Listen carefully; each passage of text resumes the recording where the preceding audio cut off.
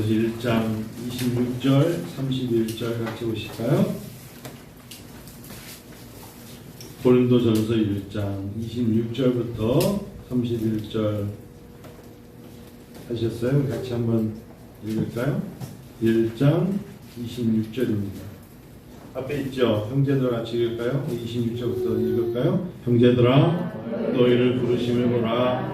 육체를 따라 지혜로운 자가 많지 아니하며 능한 자가 많지 아니하며 문벌 자가 많지 아니하며 그러나 하나님께서 세상에 못하는 것들을 택하사 지혜 있는 자들을 부끄럽게 하려 하시고 세상에 약한 것들을 택하사 강한 것들을 부끄럽게 하려 하시며 하나님께서 세상에 힘한 것들과 멸시받는 것들과 없는 것들을 택하사 있는 것들을 폐하게 하시느니 이는 아무도 어느 육체도 하나님 앞에서 자랑하지 못하게 하려 하시니라. 너희는 하나님으로부터 나서 그리스도 예수 안에 있고 예수는 하나님으로부터 나와서 우리에게 지혜와 의로움과 거룩함과 구원함이 되셨나니 기록된 바 자랑하는 자는 주 안에서 자랑함과 같게 하려 하십니다. 놀랍죠? 자랑하는 자는 어디서 자랑하라고요? 주 안에서 자랑하라. 여러분 제목 한번 보세요. 다시 한번요. 자랑하는 자는 주 안에서 자랑한다. 자랑할 일 참 많죠. 요즘은 이렇게 텔레비전을 이렇게 보면 우리 여자 탤런트들은 얼굴이 다 거의 비슷비슷해요. 너무 놀릴 때가 있어요. 성경을 한 군데 더 보시면 고린도서 볼까요? 고린도서 보세요. 바울 사도가 또 얘기하죠. 우리 고린도후서 12장 우리 7절부터 볼까요? 6절부터 볼까요? 그냥 5절부터 볼게요. 5절. 고린도후서 12장 5절부터 읽어요. 내가 시작. 이런 사람을 위하여 자랑하겠으나 나를 위하여는 약한 것들 외에 자랑하지 아니하리라. 내가 만약 자랑하고자 하여도 어리석은 자가 되지 아니할 것은 내가 참말을 함이라. 그러나 누가 나를 보는 바와 내게 듣는 바에 지나치게 생각할까 두려워하여 그만두느라. 여러 계시를 받은 것이 지극히 크므로 너무 자만하지 않게 하시려고 내 육체에 가시 곧 사단의 사자를 주셨으니 이는 나를 쳐서 너무 자만하지 않게 하려 하심이라. 이것이 내게서 떠나가게 하기 위하여 내가 3번 주께 간구하였더니 같이 읽어요. 나에게 이르시기를 내 은혜가 내게 족하도다. 이는 내 능력이 약한 데서 온전해지심이라 하시니라. 그러므로 도리어 크게 기뻐함으로 나의 여러 약한 것들에 대하여 자랑하리니 이는 그리스도의 능력이 내게 머물게 하려 함이라. 그러므로 내가 그리스도를 위하여 약한 것들과 능력과 궁핍과 박해와 번거를 기뻐하노니 이는 내가 약한 그때에 강함이라. 여러분 굉장히 역설적이죠. 이게 기독교예요. 이게 신앙이에요. 목회를 많은 선배님들이 계시기 때문에 몇 년 이런 거 말하지 않더라도 시간이 갈수록 와닿는 게 뭔지 아세요? 하나님이 쓰시는 사람들은 하나님 앞에 약해져요. 하나님께 쓰임받지 못하는 사람들은 사람 앞에 그리고 하나님 앞에 자꾸 강해져요. 바울 사도가 하나님 앞에 말하기를 내가 약한 그때의 강함이래요. 성도 여러분, 이게 진리예요. 자격지심이 어디 있어요? 하나님 앞에 약한 거지. 고린도전서에서 오늘 말씀에 너희 부르심을 보내잖아요. 부르심을 받아. 형제들아, 고린도전서 1장 26절에 너희를 부르심을 너희가 택했을 때 상황을 좀 봐봐. 네가 처음부터 문벌이 좋고 너희가 특출나고 은사가 많고 그런 뜻에서 부른 게 아니야. 내가 너를 불러서 자녀 삼았을 때 그때 모습 봐봐. 오늘의 잘된 모습 속에서 너 자신을 보는 게 아니라 내가 너를 불렀을 때 너희를 부르심을 보라. 육체를 따라 지혜로운 자가 많지 않았어. 네가 뭘 알았니? 내가 너에게 지혜를 줘서 네가 안 보지. 너에게 믿음을 줘서 네가 안 보지. 하나님의 세계를 네가 어떻게 아니? 하나님이 영혼을 열어주셨으니까 하나님의 세계를 보는 거야. 지혜로운 자가 많지 않냐며 너 힘으로 감당할 수 있을 것 같아? 능한 자가 많지 않아. 우리는 이성으로 능해요. 그렇지 않아. 네가 가지고 있는 지식 다른 사람 다 가지고 있어. 능한 자가 많지 않냐며 우리가 몇 대 어느 집안에 다 필요 없는 소리. 하나님은 돌을 들어서도 찬양하게 하시고 문벌 좋은 자가 많지 아니하도다. 그러나 하나님께서 세상에 미련하다고 생각하는 사람들, 하나님 제가 살 소망이 없다고 말할 때가 있고 저 어떻게 먹고 살지요? 라고 말할 때 택하셨어요. 나 같은 자를 택하셨어요. 그래서 세상에 부럽다고 느껴지는 지혜롭다고 말하는 사람들에게 오히려 부끄럽게 만드시는 하나님이십니다. 그래서 하나님께서 주시는 덕목 중에 가장 큰 덕목은 겸손이시다. 많이 알지만 많은 걸 가졌지만 하나님 앞에 어린아이같이 쓰임받는 사람들, 하나님은 그 사람을 좋아하시는 것 같아요. 세상에 천한 것들과 멸시받는 것들과 없는 것들을 택하셨대요. 어디에 속하세요? 여러분 그렇게 돈이 많은 사람들이 다니는 교회가 있다 하십시다. 그래서 그들이 축복을 받았다는 것에 너무 부러워하지 마세요. 하나님은 믿음 좋은 사람, 성령의 열매, 사랑이 많은 사람, 기쁨이 있는 사람, 이런 사람들을 성령의 열매라는 거예요. 세상에 천한 것들과 멸시받는 것들과 없는 자들을 택하셨어요. 바로 우리가 그런 사람들인데 하나님이 그런 사람들을 통하여 예수의 이름으로 기도함으로 강한 자가 되게 하시는 거예요. 제가 92년도에 책 한 권을 교보문고에서 산 것 같은데 생명의 말씀사겠죠. 그때 뒤책이 그 책인데 지금도 이 책을 가지고 있는 게 18세기 하나님 주권을 드러내는 위대한 영적 부흥이라는 책입니다. 존 길리스가 쓴 책이에요. 근데 제가 뒤에 보니까 당시에 4,500원이었어요. 이 책이. 출판사는 도서출판 솔로몬.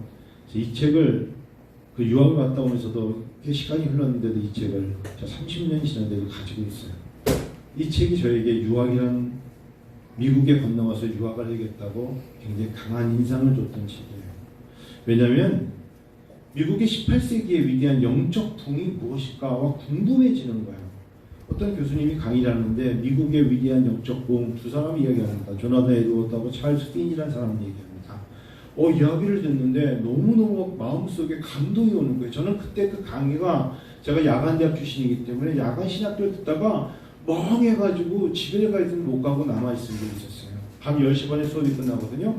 끝났는데 저만 그런 게 아니라 몇 사람이 같이 남아가지고 위대한 하나님의 성령의 영적 대각성 운동을 듣고 그 자리에 일어나지 못해가지고 그때 친구들 6명이서 그 막차가 놓쳤어요. 안양에서 막차가 끊어지니까 집에 못 가잖아요. 그래서 그대로 그냥 누가 차 있어? 했더니 차가 있대. 그 차를 타고 안양에 있는 갈멜산에 가서 기도했던 때가 있었어요. 하나님의 성령이 마음을 건드리니까 일어나지 못하게 하는 거예요. 조나단 에드워드가 설교를 하는데 사람들이 그 자리를 떠나지 못하고 갑자기 눈물을 흘리면서 차마 설교하는 제 조나단 에드워드도 설교를 끝내지 못한 상태로 그들이 밤을 새우더라. 이런 이야기예요. 17세기, 18세기에 1700년 때 미국이란 나라가 건국 아닙니까? 영국에서 넘어와서 이제 13개 콜로니얼로 나라가 자치가 세워질 때 하나님께서 조나단 에드워드나 찰스 핀이나 이런 사람들을 통해서 일하시는 거거든요. 황무지 같은 곳이에요. 사람들 마음이 냉랭합니다. 전쟁이 일어납니다. 인디안들에 의해서 습격을 당하고 외롭고 힘들고 두려움 속에 살고 있는 이 사람들 속에서 하나님을 붙잡는 아주 프론티어 청교도 그리스도인들이 있었어요. 그 이야기가 바로 18세기 위대한 영적 부흥이라는 책이었습니다. 18세기죠. 따라오는 것이 바로 1차 영적 대각성 운동이라고 말하는 바로 조나단 에드워드라는 사람이 있습니다. 그의 할아버지는 솔로몬이었어요. 그래서 조나단 에드워드가 정말 작은 시골의 할아버지 교회를 이어받아서 목회를 합니다. 조나단 에드워드 설교를 듣던 사람들이 갑자기 설교를 듣는 도중에 울부짖기 시작합니다. 하나님, 저희가 죄인입니다. 그때 조나단 에드워드의 설교 제목이 하나님의 진노 안에 있는 죄인들이라는 제목이었어요. 하나님의 진노 안에 있는 죄인들. 하나님, 우리가 다 하나님의 진노 안에 있는 죄인들입니다. 라는 설교를, 인간의 죄악과 하나님의 거룩한 분노와 심판에 관한 설교를 듣던 사람들이 갑자기 그 자리를 떠나지 못하고 무릎을 꿇는 것입니다. 죄악에 대한 하나님의 거룩한 분노 때문에 인간은 하나님의 심판을 피할 수 없을 것이다. 어찌 보면 오늘날 이 시대 같은 이 시대에 나는 교회를 다니고 예수를 믿는다고 말하는 사람들, 나는 예수를 믿는데 교회는 다니지 않는다고 말하는 사람들, 나는 하나님을 알고 예수를 믿지만 나는 교회가 싫다고 말하는 사람들 마찬가지예요. 자기 입맛에 따라 내 의견을 표출하는 사람들 속에 하나님은 말씀하시는 거예요. 조나단 에드워드가 끝까지 설교를 못했다라고 정점을 짓습니다. 왜? 하나님의 심판 속에 하나님은 우리에게 인간의 양심의 가책을 주셨거든요. 분명히 알아요. 분명히 너는 천국에 갈 수 있는 사람이 있고 천국에 가지 못할 사람이 있다는 것을 조나단 에드워드는 아주 선명하게 말했어요. 하나님의 진노 아래 위태로운 상태에 노출된 사람들. 하나님의 축복도 있지만 하나님의 진노가 있잖아요. 하나님의 진노 안에 위태로운 상태로 노출된 사람들의 모습을 하나님은 보여주신 것이죠. 그리고 나서 19세기에 들어와가지고 찰스 핀이라는 사람이 또한 하나님 앞에 쓰임받으면서 드디어 감리교가 존 웨슬리를 통해 가지고 이제 복음이 전파됩니다.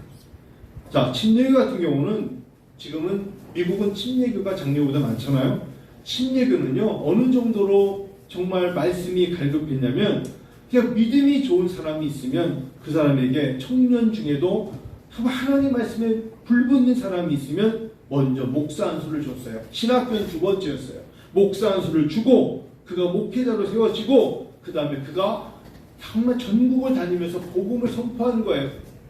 그래서 여러분 데이비드 브레이너드의 세계와 일기라는 책을 보면 데이비드 브레이너드가 무슨 신학 공부를 제대로 하지 않았는데 그가 아팔라치아 산맥을 넘으면서 인디안들을 향하여서 성경책 하나 들고 넘어가는 모습이 보였어요. 복음을 전하는 거예요. 그런데 놀라운 건 언어도 통하지 않는 그 인디안들이 예수 십자가 앞에 죽음을 각오하고 갔는데 무릎을 꿇고 복음이 전해지고 그곳에 지금 교회가 세워졌다는 거예요. 여러분 알다시피 존 웨슬리가 있고 그의 동생 찰스 웨슬리가 있어요. 이들은 원래 영국의 국교회에서 우리로 말하면 신부 같은 사람들이었어요. 사실은요. 그러니까 이들이 처음부터 개신교가 아니었어요. 근데 옥스포드 대학교 크라이스트 처치에 입학해서 사제란 단어를 뒤로하고 이 웨슬레가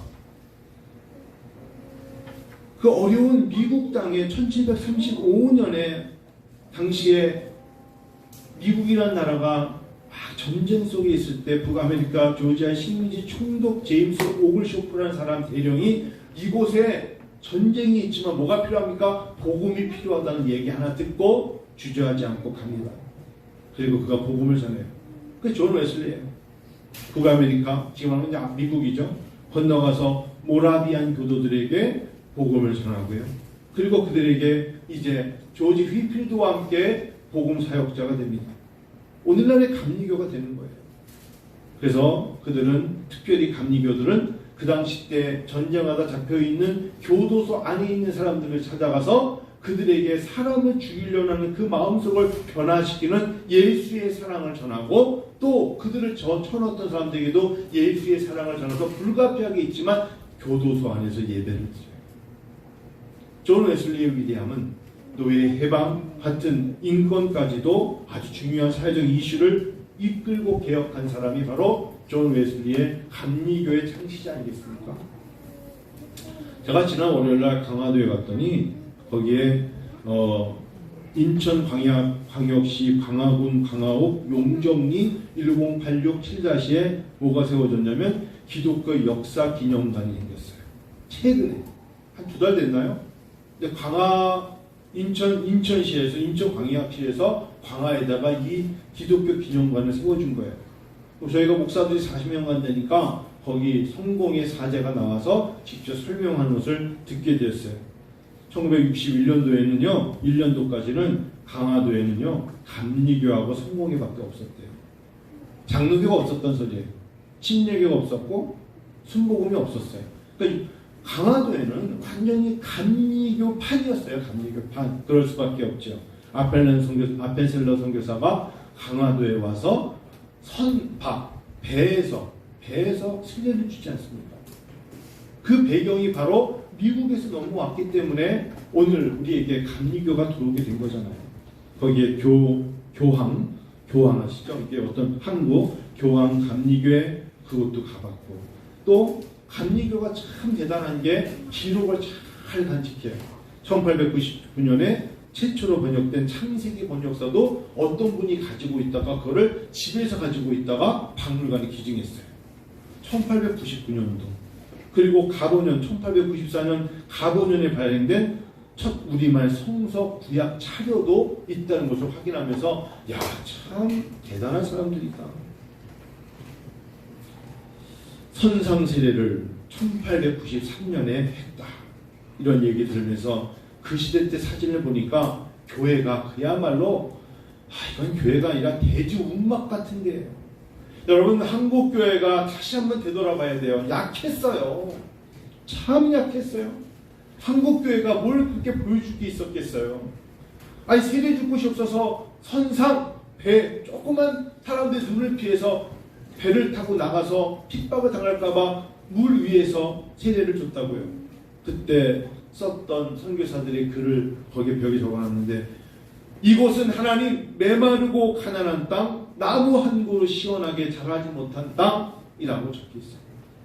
어떤 선교사는 의심부터 내고 화부터 내는 땅, 그게 우리였어요. 지금은 우리가 황무지 위에 맨손으로 서 있는 것 같잖아. 그리고 그들이 우리를 부를 때 서양 귀신, 양귀자라 불러도 좋습니다. 그런 걸 다 감수하면서 약한 그들이라고 느꼈지만 그 안에 그들이 희생하였어요. 일본의 공립학교가 설립되고 폐교되고 흡수되면서도 기독교인들이, 그리고 성공회 함께 성모 마리아 여학교, 갑곶 니콜라 학교, 고창학교, 잠도 위숙 하빌 초등학교, 풍천 하빌 학교, 진명학교, 이 선교사님들이 기독교 영신을 가지고 세워진 학교가 지금도 있어요. 우리가 강하기 때문에 여태까지 강자이기 때문에 지켜온 게 아니라 참 약했어요. 약하니까 그들이 의지할 건 주님밖에 없었어요. 주님을 의지한 거예요. 미국 사람들은 지금도 부흥이라는 단어를 얘기하면 꼭 나와야 되는 사람이 D.L. 무디입니다. 드와이트 무디. 1837년 매사추세츠 노스필드에서 소장농, 아주 조그만 거 이루던 집의 6번째 아들이었던 이 에드윈 무디. 초등학교 5학년 때 결국 초등학교는 졸업할 줄 알았는데 아버지가 별세하면서 그 밭동이마저 빼앗겨서 초등학교 5학년이 전부였던 D.L. 무디였어요. 그래서 그가 너무 배가 고프니까 큰 도시가 어디일까라고 하면서 나간 곳이 바로 시카고였죠. 시카고에 가서 여러분 잘 아시는 구두 수송공, 구두 닦는 사람으로 일했던 D.L. 무디입니다. 거기서 교회를 갔는데, 교회 가가지고 그가 그나마 캠빌이라는 선생님을 만나요. 에드워드 캠빌 교회에서. 그 캠빌의 복음, 기독교, 성경, 공과교육, 그런 걸 들으면서 D.L. 무디 마음속에 나도 어린아이들에게 복음을 전해야겠다. 구두를 닦고요. 모은 돈으로 책을 사서 읽어보죠. 그리고 어떻게 하면 성경을 읽을 수 있을까? 성경에 관련 책들을 연구할 수 있을까? 그래서 D.L. 무디가 말한 게 있어요. 참 배고팠다. 나는 참 배고팠어요. 어떻게 복음을 전할 수 있을까만 평생 연구했던 D.L. 무디가 미국의 가장 시카고 빈민가의 교회를 세우게 됩니다. 그럴 수밖에 없겠죠. 교회를 어디에 세울 수 있겠어요? 1875년에 시카고에서 가장 빈민가의 교회를 세웠고 구두 판매원 출신으로서 거기서 하나님의 말씀을 전하는데 다행히 그 중에 아주 할렘가에서 한 여인을 만나는데 아이라 생키라는 여자를 만나는데 배우지 못했던 노래를 너무 잘하는 자매를 만나는 거예요. 우리는 말하면 음악을 읽지 못해요. 그런데 이 자매는 노래에 하나님의 영성이 있어요. 그래서 어디를 가나 D.L. 무디가 갈 때 아이라 생키라는 이 무디의 여 전도사 찬양하는 사람이 같이 다니는데 설교하기 전에 이분이 찬양을 같이 하면 벌써 성령의 임재를 체험하였다. 우리 교회 같은 거죠. 모리아 찬양단처럼. 하나님이 이제 마음을 먼저 여시는 거예요. 그리고 하나님이 그들에게 쑥스러움이 아니라 죄를 자백하고 마음을 열고 교만이 아니라 겸손하게 하나님께 변화된 모습으로 나오기를 하나님이 원하시는 것입니다. 그래서 그가 드디어 나중에 무디 성서학교라는 것이 세워질 그 교회가 무디 성서학교가 되는 것입니다. 하나님의 사람들은 사람을 부러워하며 하늘만 쳐다보지 않습니다.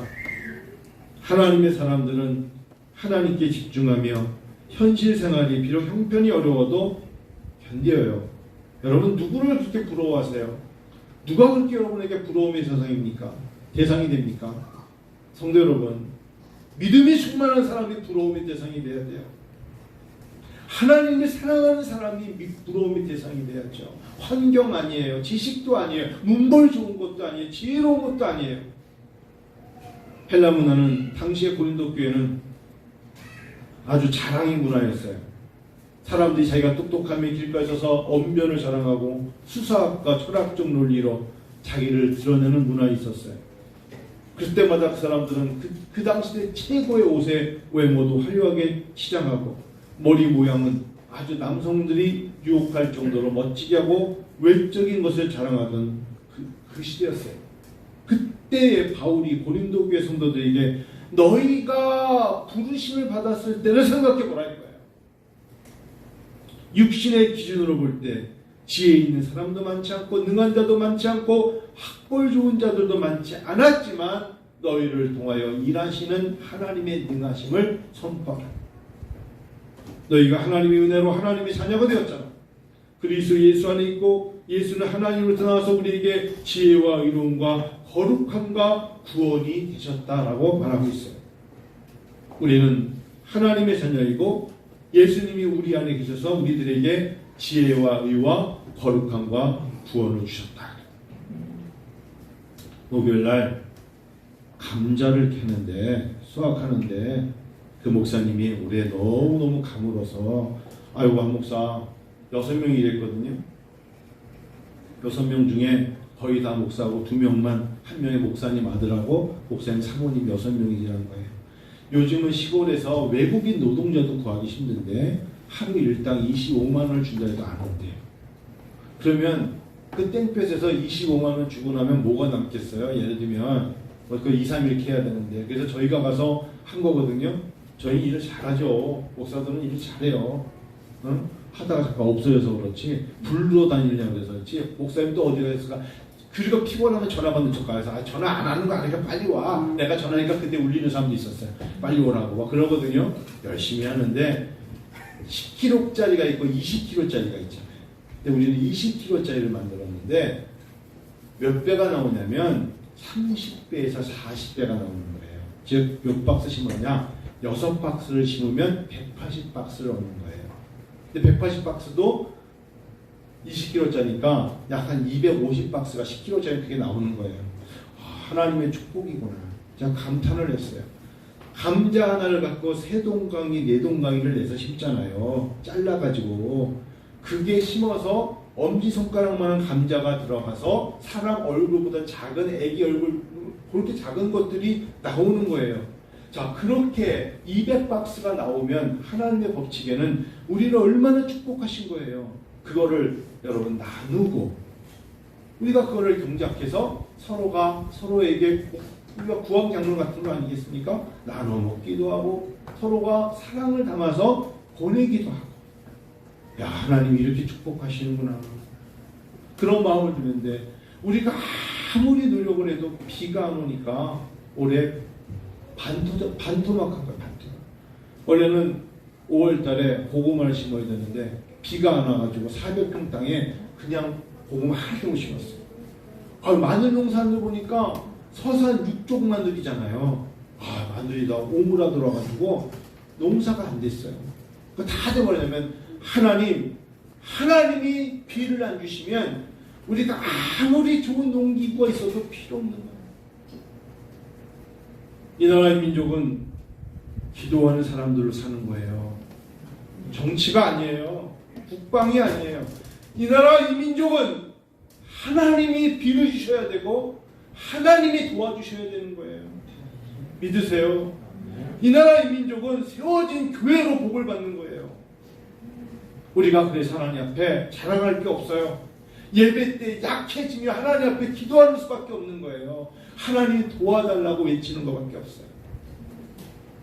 시골에 가보니까 다들 요즘, 예전에는 농번기에 수확하느냐 바빠서 주일 예배 못 나오고 수요일날 금요일 못 나왔는데 비가 하도 안 오니까 일도 그렇지만 다 교회로 와서 기도하고 있대잖아요. 왜? 능으로도 안 되고 힘으로 안 되는 거예요. 아무리 하려고도 안 되는 걸 비가 와야 뭘 할 거 아닙니까? 여러분, 쫙쫙 갈라져요. 제가 가보니까 이 저수지가 마땅하지 않은 데는 정말 이러다가 논도 쫙 갈라지겠더라고. 한숨만 푹푹 쉬어요. 근데 목사님 한 분이 저한테 이런 말씀하셨어요. 목사, 여기 태안에 안면도에 꽃축제가 있잖아. 있죠. 목사님, 우리 가봤죠. 그래서 태안에서 우리가 하던 고구마하고 감자가 심으니까 한 4, 5년 전부터 저쪽 마을인데 잘하는 분들인데 8가정의 사람들이 갑자기 다 꽃농사로 바꿨대요. 꽃농사를 심는 거예요. 꽃. 그래서 안면도 꽃축제에 꽃을 내려고 밭농사를 꽃농사로 다 이제는 감자하고 고구마 안 심었는데, 목사님이 가서 계속해서 그냥 우리 하던 거 합시다 라고 했는데, 그분들이 꽃농사는 요 꽃을 빨리 자라게 해서 약을 엄청 찌고 개가 되면 빨리 또 갈고 또 심고 또 심고 해서 이익으로 따지면 4-5배 남는 거예요. 근데 그분들이 그렇게 함으로써 4년 전부터 8가정이 예배를 잘 드렸는데 한 가정도 안 나와. 왜? 예배드릴 시간이 없는 거야. 그래서 목사님이 계속해서 그들이 거기 가서 예배를 드렸대. 그러지 말고 나오셔야 된다고. 나 코로나가 왔잖아요. 그러니까 그냥 뭐 목사님 어차피 우리는 뭐 시골이니까 온라인 예배도 없고 이러면서 안 나왔는데, 여러분 이게 포인트예요. 갑자기 이제 점심 식사를 하는데 끝나고 나서 목사님 그 얘기하시죠. 근데 있잖아, 8가정 남자가 다 죽었어요. 네? 농약이 무서운 거예요. 나이도 나보다 다 어린데 남자들이 다 죽었어요. 신혼신고 했더니 다 죽었어요. 나는 굉장히 충격을 받았어. 그러시더라고요. 여러분, 이게 사람들이 갖고 있는 욕심과 욕망은 어디까지 가야 됩니까? 일이 급하니까 마스크 쓸 시간 답답하니까 그냥 뭐 이제 죽겠어 하고 그냥 아주 단순한 마스크 쓰고 계속 농약을 뿌린 거예요. 위에서 뭐 드론으로 뿌리고, 꽃들에게 진입을 하지 않고 병들지 않게 하려고 탁한 농약을 뿌리니까 그래서 그 꽃에는 향기가 없다고 하더라고요. 바로 갖다 놓고 순천 꽃축제 갖다 줘, 안면도 꽃축제 갖다 줘. 거기에 여러분 관상 양귀비도 엄청 어마어마하게 많아요. 그게 다 약으로 쳤는데 그 사람들이 하루아침에 시름시름 앓더니만 다 병들어 죽었다는 거예요. 제가 그 얘기 들으면서 땀이란 단어, 그리고 하나님 우리에게 주시는 어쩌면 적절한 우리에게 주시는 그 일의 양, 욕심내지 말고 우리 하나님께서 부르심에 그때 땅을 갈아서 정말 감자 하나를 심는 그 모습에 하나님을 사랑하고 자랑하는 마음으로 할 때 주시는 수확할 때 그 감격, 그걸 우리가 얻어야 되지 않겠어요? 여러분 언제 제일 약해지세요? 제가 어릴 적에 지금도 초등학교 졸업하던 해에 전교생 아이들을 강당이죠. 갑자기 6학년 전체 다 모여 그래가지고 강당에 모여놓고 이제 6학년 졸업하는데 선생님이 영화 한 편을 큰 어떤 이상한 뭐 불빛 같은 거 쫙 비치면서 보여준 영화가 있었어요. 제가 그 영화를 보면서 얼마나 울었는지 몰라요. 그게 갑자기 생각나는 게 엄마 없는 하늘 아래라는 영화였어요. 전 지금도 기억이 나요. 6학년 때 여자애들 남자애들이 다 강당에서 울면서 봤던 그 영화가 엄마 없는 하늘 아래. 지금도 기억나는 게 박근영 씨하고 정정숙 씨가 나와가지고 첫 장면이 뭐였냐면 지금도 생생해. 염전에서 이렇게 물레방아 돌리면서 하다가 박근영 씨가 하늘에 비행기가 지나가니까 막 갑자기 딱 미친 사람 돼가지고 염전이 쓰러져서 쓰러지는 장면에 그 장면이 생각나는데 아들 셋이서 엄마가 없어요. 엄마 돌아가셨잖아. 그러니까 큰 형이 둘째 셋째를 키우면서 정신병자가 된 아버지를 만나러 가는 그 대목에서 굉장히 저도 모르게 엄청 울었던 때가 있어요. 제가 왜 갑자기 이게 얘기한 줄 아세요? 내가 최근에 뭐 때문에 울어봤을까? 여러분은 뭐 때문에 울어보셨습니까? 분노와 좌절과 화만 가득 차지. 오히려 하나님 앞에, 하나님은 지금 오히려 우리가 힘들면 울어야 될 때. 약하다는 게 뭘까요? 어린아이가 엄마를 찾듯이 울어야 돼요. 성도 여러분, 운다는 건 부끄러운 게 아니에요. 그리고 제가 이제는 나이가 들어보니까 오히려 어린아이처럼 울 수 있었던 때가 얼마나 행복했던 때였을까였는지 생각하게 돼요. 하나님 앞에 울면서 기도해 보셨어요? 교회를 위해서 울어보셨어요? 혹시 목회자를 위해서는 한번 울어보셨는지요? 예수 믿다 떠나버린 사람들을 위해서는 울어보셨는지요? 나만 예수 믿고 주변 사람들 중에, 가족 중에, 이웃 중에, 친지 중에 여전히 예수를 믿지 않는 사람을 위해서 울면서 기도해 보셨나요? 약하다는 거, 약한 그때 강함이라. 하나님 앞에 그렇게 울 때 하나님 우리에게 능함을 보이실 것이고 맺혀 있고 막혀 있는 것을 열어주실 줄로 믿습니다.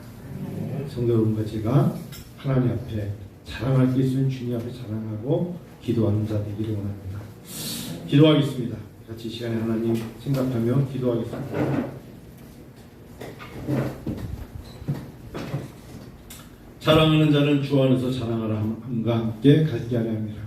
여러분 자랑할 게 있으면 주님 안에서 자랑하시고요. 그리고 고린도후서 말씀처럼 우리가 약한 그때 강하여지니라 하신 말씀 잊지 말고 하나님 앞에 그래요 하나님 우리가 참 약해요 말씀하시고 그러므로 내가 그리스도를 위하여 약한 것들과 능력과 궁핍과 박해와 권고를 기뻐하노니 이는 내가 약한 그때 강함이라. 여러분 마음속에 오늘 설교 듣고 성령님께서 마음에 감동을 주신 부분이 있으면 지체하지 말고 기도하십시다. 하나님 도와주세요. 나는 참 약한 자입니다. 강한 것처럼 보일지 몰라도 하나님 앞에 참 약한 자잖아요. 여러분 교만하면 안 돼요. 담임 목사님 저도 하나님 앞에 교만하면 안 돼요. 하나님 앞에 겸손하게 엎드렸으면 좋겠어요. 하나님 앞에 도움을 청합니다. 하나님 도와주세요. 목양은 하나님이 하시는 거잖아요. 저는 그냥 지팡이 같은 자입니다. 하나님 저는 하나님 앞에 쓰임받는 도구에 불과합니다. 성도 여러분도 마찬가지입니다. 여러분의 가정과 일터와 직장 하나님께 쓰임받기 원합니다. 여러분의 자녀들을 여러분들이 양육할 수 있다고 생각하시나요? 그렇지 않습니다. 하나님이 양육해 주시는 겁니다. 우리 일터와 직장